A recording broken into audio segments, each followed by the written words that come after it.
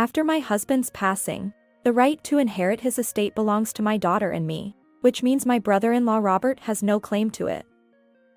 However, Robert seemed oblivious to this common understanding. Both Samantha and I have finished preparing to move. We just need to move our stuff in. We agreed to sell our house because we heard you were giving us your late husband's house. Isn't that a different story? Her words were punctuated by a loud shriek. As a result, Mia, who was inside the house, must have noticed the situation at the front door. I couldn't involve my daughter in this any further. Moreover, I wanted to avoid any further conflict with my late husband's family. And above all, there were our own family matters to consider. As I pondered, Mia had already reached the entrance. Upon seeing Mia's face, did Robert think he had found someone to manipulate? With a pleased expression, he began to melodramatically discuss their unfortunate circumstances and how they might be saved. Initially skeptical, Mia's face gradually paled. Finally, she spoke. Do you not know, Uncle? I intervened, silencing Mia as she attempted to say more. I didn't want to escalate matters any further. Besides, it was clear that explaining anything to them would fall on deaf ears. Understood. Feel free to use it as you please. My name is Olivia. I am 44 years old and work at a medium-sized travel agency. Despite being married and having a daughter, I juggle work and homemaking responsibilities. My husband, who is the same age as me, is incredibly gentle and calm. He never gets angry or causes a fuss. In fact, he's so caring that he readily extends a helping hand to anyone in need, often putting others before himself. I've admired this selfless quality since we were dating. I met my husband over 20 years ago at a mixer. Initially, I had reservations about attending such an event, assuming it would be filled with superficial, self-centered people. However, a friend dragged me along, and I reluctantly went, putting minimal effort into my appearance. My plan was to sit quietly in a corner, focusing solely on eating. But then I noticed a man. He was busy serving salad and tending to intoxicated guests. His considerate actions caught my attention, and I felt an instant connection. Despite not usually showing interest in the opposite sex, I mustered the courage to strike up a conversation. To my surprise, we hit it off. He willingly exchanged contact information, and we arranged to meet again. Even during that brief mixer, his kindness shone through. When we met afterward, he remained just as genuine as my initial impression. Thanks to the encouragement from those around us, we eventually got engaged and happily tied the knot. Unlike the typical cautionary tales, my husband didn't transform into a mean-spirited man after marriage. Instead, our life together has been remarkably peaceful. My husband and I soon welcomed our daughter, Mia, into the world. She was the most adorable child, born from our deep love. My husband, too, was elated by our firstborn. His usual friendly smile grew even brighter, and he seemed almost ready to dance with joy. Since I returned to work relatively quickly, we shared household chores and parenting responsibilities. We respected each other's roles, and our parenting journey progressed smoothly. Marriage and raising a child are both challenging endeavors. However, my husband's kindness repeatedly saved me. Thanks to him, we have enjoyed peaceful days as a family of 3 since Mia's birth. Even our adorable daughter, Mia, has turned 20 this year. Perhaps I'm a doting parent, but I believe Mia has grown into a kind-hearted woman, much like her father. She treats her classmates in middle and high school equally, impresses her teachers, and even strikes up conversations with elderly people she encounters on the street. Her excessive kindness, reminiscent of her father, does worry me at times. However, So far, she has navigated life without any major issues and continues attending university. Although Mia still commutes from home to university, I know that in a few more years, she'll be ready to stand on her own. I assumed our life would continue as usual, just the two of us, after her coming-of-age ceremony went smoothly. But then, at the end of January, a significant event shook our family. Hey! Honey! What's wrong? My husband collapsed suddenly at the front door just before leaving for work. I had sensed that he wasn't feeling well today, but I never expected it to be this serious. He had mentioned feeling slightly short of breath earlier, but otherwise, he seemed like his usual self. I was in the midst of preparing breakfast as usual, getting ready for work. In my confusion, I quickly called an ambulance and accompanied him to the hospital.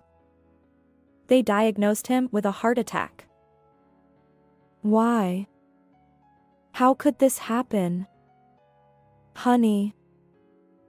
My words were a jumble, and I might have even screamed.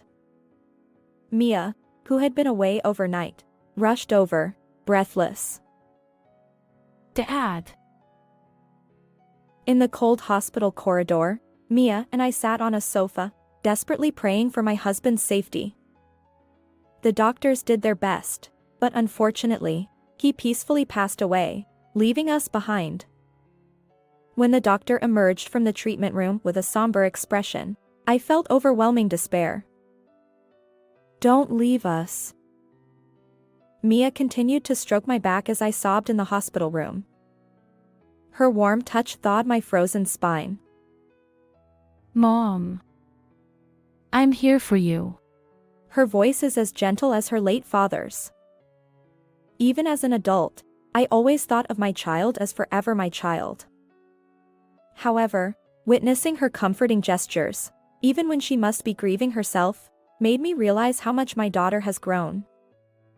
Perhaps Mia's unwavering support played a role in helping me transition my feelings, even if just a little. Thanks to Mia, I managed to arrange the funeral smoothly. During the funeral, I received words of comfort and sympathy from my husband's relatives. Grateful for each one, I continued with the farewell ceremony.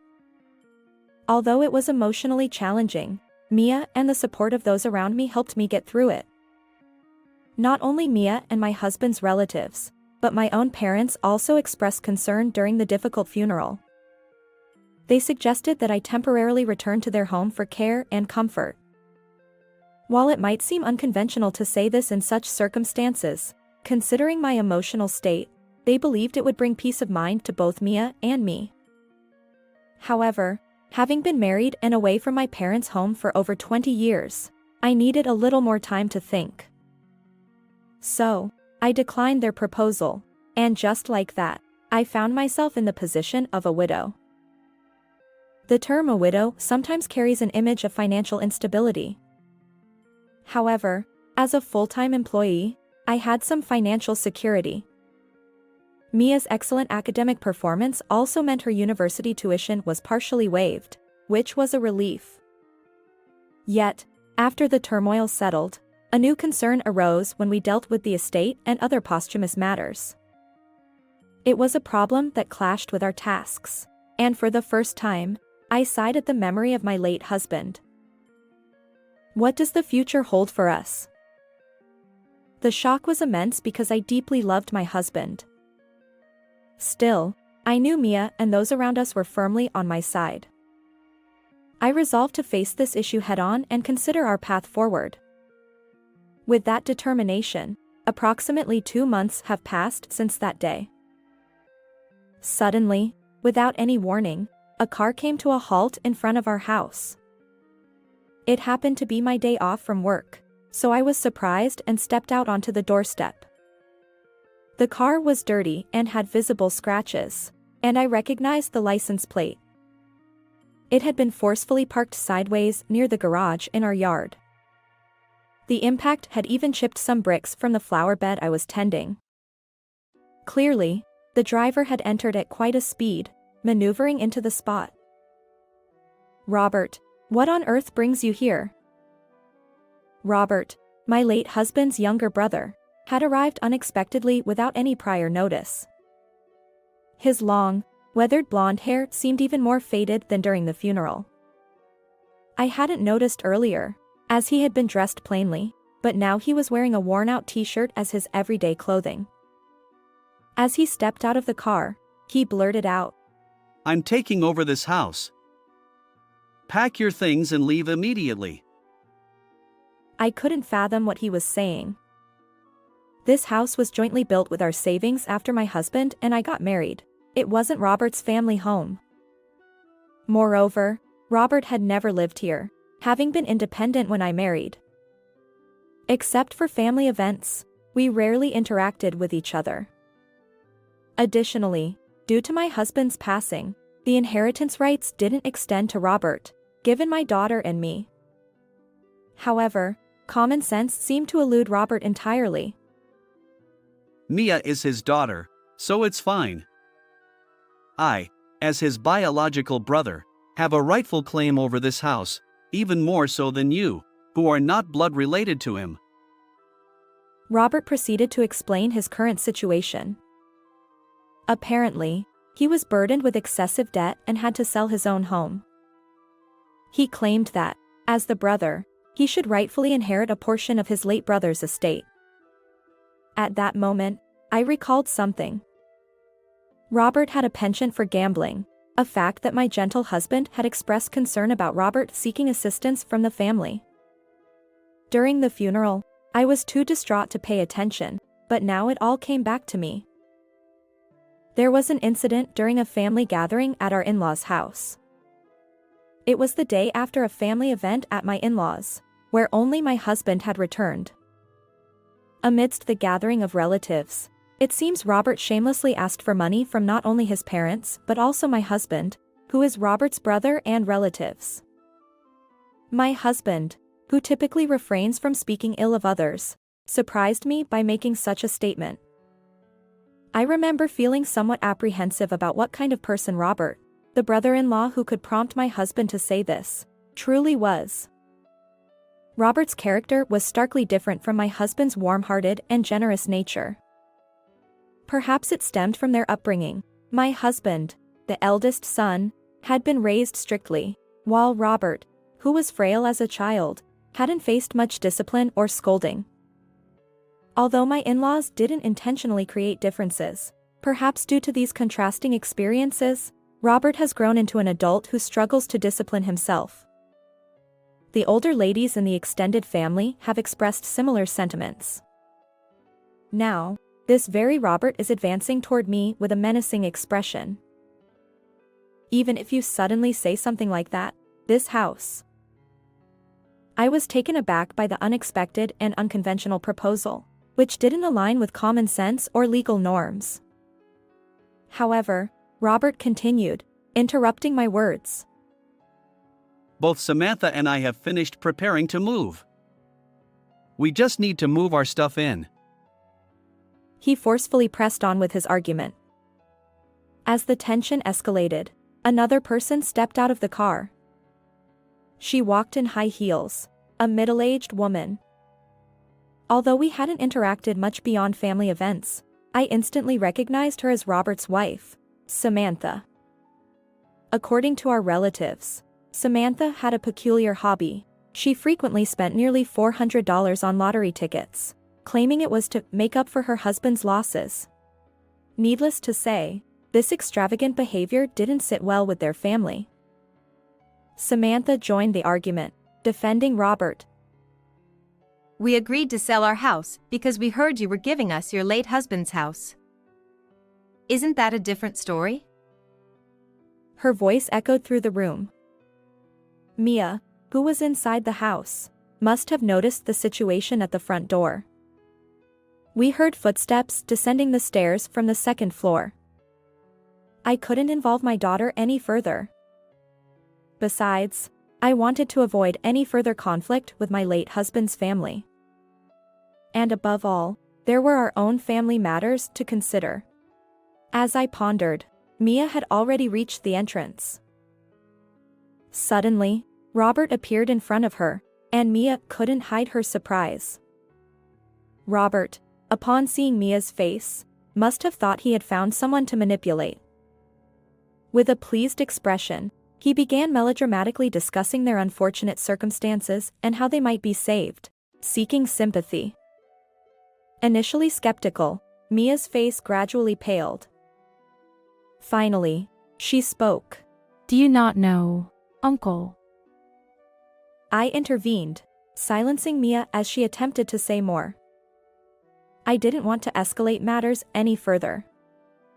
Besides, it was clear that explaining anything to them would fall on deaf ears. Understood. Feel free to use it as you please, I said, stopping Mia's surprised gaze. I informed Robert and Samantha that we would be vacating the house in a month. They seemed pleased that their proposal had been accepted. Given the physical and emotional challenges of moving immediately today, I requested some time. Perhaps because of this, Robert and Samantha were in better spirits and willing to listen. I asked them to leave for today, just temporarily, and took Mia back indoors with me. As soon as the front door closed, Mia furrowed her brows and said, Mom, even if you say that. Mia had been worried, but I had a small plan in mind. I whispered the details of the plan to her. She understood and agreed to cooperate. We decided to leave the house of our own accord. First, I would follow my parents' suggestion and return to my parents' home. As for Mia, she couldn't continue attending university from my parents' house, so she opted to live alone in a studio apartment. While I wished she would come with me, I understood that I couldn't ask her to give up her education. Besides, she had her own dreams and aspirations related to her university studies. Although I had previously emphasized the challenges of living alone, her determination was unwavering. With that settled, I planned to call my parents right away. Meanwhile, Mia was diligently searching for student apartments on her smartphone. My parents readily agreed to my return, and Mia's apartment search went smoothly since there happened to be vacancies. Additionally, we easily found movers for both of us, likely due to it being an off-peak season. Despite the suddenness of it all, the move went surprisingly well. And so, Mia and I bid farewell to the house filled with memories of my late husband. The moving process was complete, and Mia was gradually adjusting to living alone. One day, my parents' home's phone rang. I glanced at the unfamiliar number on the landline panel. Lately, there have been many telemarketing calls targeting elderly people like my parents, so I hesitated. However, the incessant ringing forced me to pick up the receiver. Hello? I answered. The moment I placed the receiver to my ear, a booming voice echoed through the line. Olivia! It was Robert, and his shouting was so intense that it felt like feedback. His angry voice was familiar, and I listened as he continued. You know what they told me? That if I kept living in your house, they'd call the police. What's going on? Robert sounded frantic. He seemed utterly confused, so I tried to calm him down before asking for the details. According to Robert, after we moved out, he and Samantha had indeed moved into our former home as planned. Initially, everything went well. They settled in and lived there for a while. However, things took an unexpected turn when an unknown real estate company showed up. Worse yet, the company's employees had a master key to the house, so they entered without permission, and Robert couldn't force them out. The real estate company claimed that the house was already listed as a used property for sale, and if Robert continued to stay, it would be considered trespassing. This couldn't be right. Had they mistaken another house, or was it a scam or robbery? Robert was convinced and argued back, but it seemed that the police were genuinely close to being called. I sighed heavily as I listened to the whole story. Indeed, That house has already been sold. As the real estate company stated, it should now be listed as a used property for sale. Robert seemed stunned by my words, and I could hear Samantha's voice in the background, exclaiming her confusion. Robert shouted again. What are you talking about? I wasn't lying. Without a doubt, I had sold that house. Moreover, the transfer of ownership had already been completed just before Robert and Samantha visited. The issue that came to light after my husband's death was related to his own death. During the estate proceedings, I discovered this for the first time. While I knew that estates could sometimes include negative aspects, I never imagined it would directly affect us. Apparently, my husband had acted as a guarantor for a friend's debt.